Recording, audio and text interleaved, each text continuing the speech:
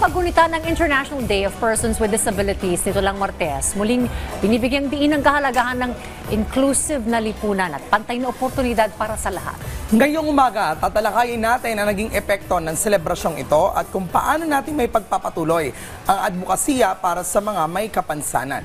Kasama si Attorney Walter Jason Alava, ang Regional Programs Coordinator at OIC ng Legal and Legislative Office ng National Council on Disability Affairs. Good morning, sir. This is Prof. Fee together with Diane.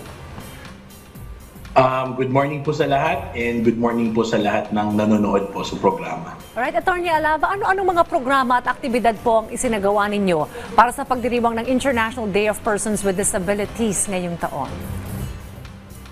Okay po, kasi considering that it's a celebration, so we are celebrating it nationwide and also internationally, di ba, kasabay nung December 3. Well, in fact, ang ginagawa natin is we conducted a thematic na celebration. So, meron tayong isang theme for the celebration. So, ito po yung amplifying the leadership of persons with disability for an inclusive and sustainable future.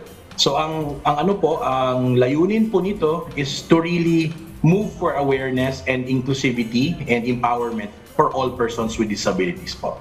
Alright. Ano po yung mga hakbang o proyekto na ginagawa ninyo para mapalawak yung inclusivity sa iba't ibang sektor tulad po sa usapin ng edukasyon, maging sa trabaho at public service? Okay po. So technically hindi lang po sa International Day, but tuloy-tuloy lang po talaga yung mga programs and services natin at the same time on the implementation of laws. Kasi po si National Council on Disability Affairs is actually a policy development agency. So kami po yung parang main agency or ahensya na nagpapatupad po at nagpapatupad at nagpapapa-implement sa ating mga member agencies yung mga different disability laws. When it comes to education po, we have there ang pinaka-current natin, marami po kasi we have the Republic Act number 11650 or the Inclusive Learners law. So ito po yung parang isang facility na lahat po ng mga learners natin na may kapansanan dito po sila mag-aral at the same time ma-mold sila when it comes to employment and so on and so forth po.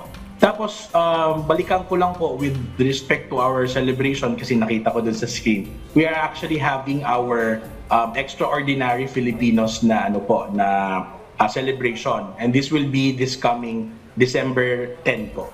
So marami po tayong mga programs po when it comes to our persons with disabilities, but tuloy-tuloy lang po talaga yung ating awareness because as we all know, yung awareness po talaga with respect to the 10 types of disabilities and also dun sa awareness natin kung paano natin maging sensitive with our persons with disabilities. So tuloy-tuloy lang po talaga yun. Nabanggit nyo na nga po, sir, itong inyong 2024 NCDA Extraordinary Filipinos with Disabilities Awards. So sino-sino po yung mga inaasahang mabibigyan ng pagkilala po dito? Actually, ito po yung Extraordinary Filipino with Disability Awards natin.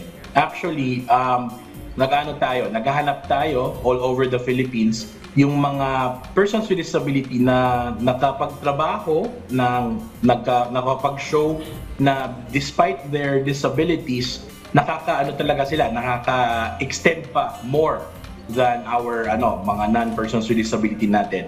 And then at the same time, yung mga nagkaka-create sila ng mga extraordinary impact to our society. So ito po yung mga persons with disability natin na ina-awardan natin po.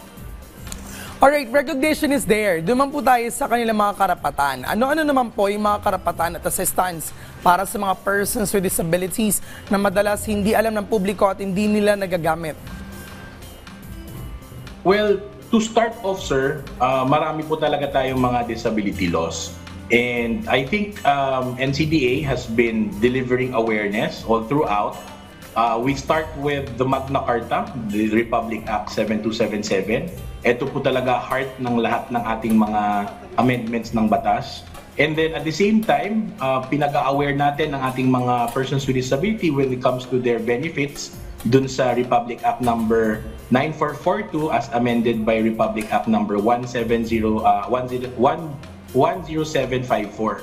So ito yung mga main talaga na mga batas na gusto nating maipa sa publiko sa buong Pilipinas na especially when it comes to their rights of their benefits and privileges. Kasi marami po tayong mga issues with regard to the IDs, 'di ba? Yung mga fake IDs and so on. So mas gusto natin na maging aware po lahat sa buong Pilipinas with respect to their rights and privileges.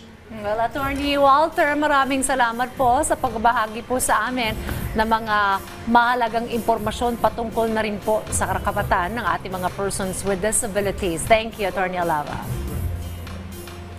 Salamat din po for having NCDA po. And again po, we are asking everyone po na tutukan po ninyo yung aming mga social media accounts and at the same time support po yung Extraordinary Filipino Awards po natin. Thank you Maraming so salamat. much.